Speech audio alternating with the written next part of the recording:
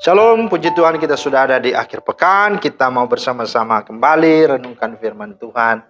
Kita berdoa. Terima kasih Tuhan Yesus, kembali kami bersyukur karena hari ini lagi kami boleh bersama-sama dengan keluarga berada di akhir pekan, kembali merenungkan firman-Mu. Mohon pengertian dan hikmat dari Roh Kudus agar kami memahami dan kami menjadi pelaku firman-Mu yang setia. Dalam nama Tuhan Yesus kami berdoa. Amin. Bapak Ibu, firman Tuhan kita terambil di dalam Lukas 16 ayat 10. Barang siapa setia dalam perkara-perkara kecil, ia setia juga dalam perkara-perkara besar. Dan barang siapa tidak benar dalam perkara-perkara kecil, ia tidak benar juga dalam perkara-perkara besar. Itulah firman Tuhan yang menjadi dasar renungan kita pada hari ini. Nah, Bapak Ibu, firman Tuhan kita temanya belajar dari hal-hal kecil. Nah, tidak sedikit kejadian hebat dan luar biasa terjadi dalam hidup ini sesungguhnya berasal dari sesuatu yang hanyalah hal kecil atau sederhana, sepele, dan tidak terduga. Baik itu hal negatif maupun hal positif. Ya, gara-gara sebuah puntung rokok yang dibuang sembarangan, sebuah hutan lindung bisa habis terbakar. Ya, apalagi kalau dilakukan pada musim-musim sekarang ini ya, musim kemarau. Nah, gara-gara juga cekcok dua orang pemuda, maka dua kampung ya bisa tawuran dan bunuh-bunuhan. Gara-gara juga salah berkata-kata, berucap, maka seorang pejabat bisa saja kehilangan jabatan, bisa masuk penjara dan lain sebagainya. Dan tentu masih banyak lagi. Ya. Nah, contoh ekstrim tentang hal yang negatif dan merusak. Ya, ada seorang sepulang dari gereja, seorang jemaat membuang plastik ya, kue ya, dari ya makannya, habis dia makan dia membuang sembarangan, dan tak lama kemudian seorang ibu yang hamil tua lewat dan menginjak plastik tersebut, lalu ia terpeleset dan jatuh, mengakibatkan si ibu mengalami keguguran. Nah, ironisnya si ibu ini ternyata adalah istri dari pendeta di gereja tersebut yang telah 15 tahun menanti-nantikan dan mendambakan kehadiran seorang anak. Penantian selama 15 tahun akhirnya menjadi sia-sia. Kebahagiaan yang dinanti-nantikan terenggut. Akibatnya si ibu depresi, suaminya juga ikut-ikutan stres. Pelayanannya terganggu, jemaat tidak terurus, gereja terbengkalai, dan akhirnya banyak anggota jemaat yang kecewa dan pindah ke gereja lain. Nah, semua itu hanya karena gara-gara dari sampah plastik kue yang dimakan. Sesuatu yang sangat kecil dan sangat sepele, tetapi ya bisa berakibat fatal. Nah, di sisi lain ada juga contoh ekstrim tentang hal yang positif dan baik. Ada seorang pendeta akan memimpin KKR di sebuah gereja di luar kota.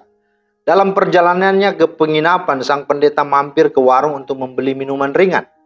Setelah membayar, ia beranjak pergi. Namun setibanya di penginapan, ia baru tersadarkan kalau ternyata kembalian yang diterimanya kelebihan Rp500. Pendeta ini pun bergumul mau balik lagi ke warung tadi, rasanya capek karena jauh. Ya, lagi pula toh cuma Rp500, jumlah yang sangat kecil dan sepele. Tetapi hati kecilnya digelisahkan Tuhan, dan setelah bergumul cukup lama, akhirnya ia pun kembali ke warung itu dan mengembalikan uang yang hanya Rp500 tersebut. Kemudian apa yang terjadi? Pemilik warung itu sangat terharu. Ia tidak menyangka bahwa di zaman sekarang ini masih ada orang yang tulus dan jujur seperti itu. Akhirnya si pemilik warung tersebut tergerak hatinya untuk mengikuti KKR yang dipimpin oleh sang pendeta tersebut. Dan akhirnya satu jiwa bertobat hanya karena hal yang awalnya terlihat sepele dan hanya Rp500. Nah, apa hikmah dan pelajaran dari kedua contoh ini? Yang pertama, Bapak Ibu, berhati-hatilah dengan perilaku buruk sesepele atau sesederhana apapun hal itu. Bahkan tampak itu hal yang remeh-temeh. Karena semua itu bisa saja menyebabkan terjadinya hal yang sangat buruk yang kita tidak pernah bayangkan sebelumnya. Yang kedua, jangan juga sungkan atau merasa tidak berguna untuk berbuat baik, walau itu tampak kecil, sepele, bahkan sederhana. Karena kita tidak tahu kebaikan besar apa yang akan ditimbulkan olehnya. Bisa saja sesuatu yang luar biasa berawal dari kebaikan kecil yang kita lakukan. Itu semua tidak memerlukan usaha keras dan tidak butuh biaya besar. Tapi bisa jadi justru dari situlah kelak hal-hal besar nyata-nyata terjadi. Dan ingat yang ketiga, sebagaimana bacaan firman Tuhan hari ini, barang siapa setia dalam perkara-perkara kecil, ia setia juga dalam perkara-perkara besar. Dan barang siapa tidak benar dalam perkara-perkara kecil, ia tidak benar juga dalam perkara-perkara besar. Artinya sukses atau tidaknya seseorang, baik atau tidak baiknya seseorang, serta diberkati atau tidak diberkatinya seseorang, terletak kepada apakah ia setia pada perkara-perkara kecil atau tidak. Maka kesimpulan dan sikap kita bahwa tidak ada orang yang begitu kecil sampai ia tidak bisa menghasilkan perkara-perkara yang besar, yang luar biasa. Dan juga tidak ada orang yang begitu sederhana sehingga ia tidak dapat berbuat sesuatu yang besar bagi sesamanya. Maka jangan pernah merendahkan diri kita sendiri, pun jangan pernah merendahkan orang lain.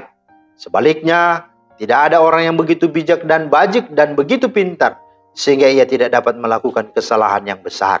Dan tidak ada orang yang begitu sempurna sehingga ia tidak pernah melakukan kesalahan dalam hidupnya. Maka jangan takabur, jangan sombong, dan jangan jumawa. Tetapi mari mawas dirilah selalu. Suatu kali kelak Tuhan akan berkata, baik sekali perbuatanmu hai hambaku yang baik dan setia. Engkau telah setia dalam perkara-perkara kecil. Matius 25 ayat 21. Maka betapa bahagianya bukan? Mari belajarlah dari hal-hal kecil. Dan kiranya Tuhan yang akan melihatnya, memperhitungkannya, dan akan memberkati setiap kita dalam hidup ini. Amin. Terima kasih Tuhan atas firman-Mu. Kami bersyukur dan kami rindu supaya sungguh Tuhan pakai kami untuk kami melakukan perkara-perkara apapun. Bahkan sesederhana, sesepele, sekecil apapun itu. Kami setia. Karena Tuhan melihat semua itu. Bukan hasilnya tetapi hati dan proses yang sungguh-sungguh kami jalani. Untuk sungguh-sungguh kami menghadirkan Engkau ada dalam segala perkara apapun juga. Demi Kristus kami berdoa. Amin. Demikianlah firman Tuhan hari ini. Selamat berakhir pekan, selamat beraktivitas. Setialah dalam perkara-perkara kecil. Dan Tuhan akan memakaimu, memberimu perkara yang besar, tanggung jawab besar, dan berkat yang besar. Amin. Tuhan Yesus memberkati. Shalom.